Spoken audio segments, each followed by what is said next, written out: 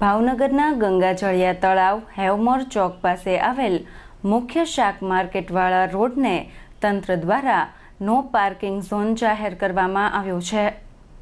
શાક બકાલાની ખરીદી માટે આવતા લોકો હવે આ રોડ પર પોતાનું વાહન પાર્કિંગ નહીં કરી શકે।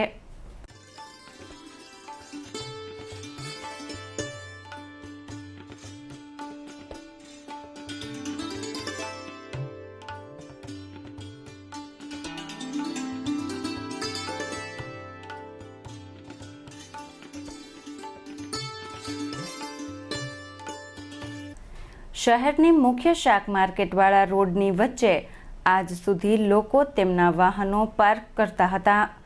સાંકડો રસ્તો અને ટ્રાફિક સમસ્યાને લઈને વેપારીઓની રજૂઆત બાદ તંત્ર દ્વારા આજથી આ રોડ પર વાહન પાર્ક કરવા માટે મનાઈ ફરમાવવામાં આવી છે।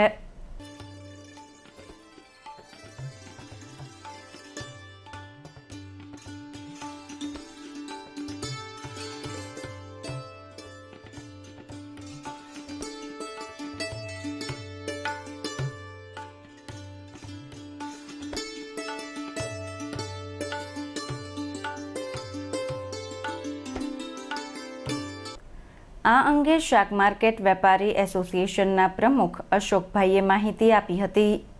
અમે કેટલાય સમયથી કોર્પોરેશનથી માંડીને ઉચ્ચ કક્ષાએ પાર્કિંગ હટાવવાની રોડની વચ્ચેનો ગેરકાયદેસર પાર્કિંગ હટાવવા માટે રજૂઆત કરતા હતા, જેનું આજરોજ 13/10/2020માં મંગળવારના રોજ કોર્પોરેશનના કમિશનર શ્રી એમ એ ગાંધી સાહેબ, એસપી શ્રી સાદીન હસન સાહેબ વગેરે અધિકારીઓને મળીને રજૂઆત કરતા તેઓ યોગ્ય રીતે સાંભળીને અને યોગ્ય ઉકેલ લાવ્યા છે।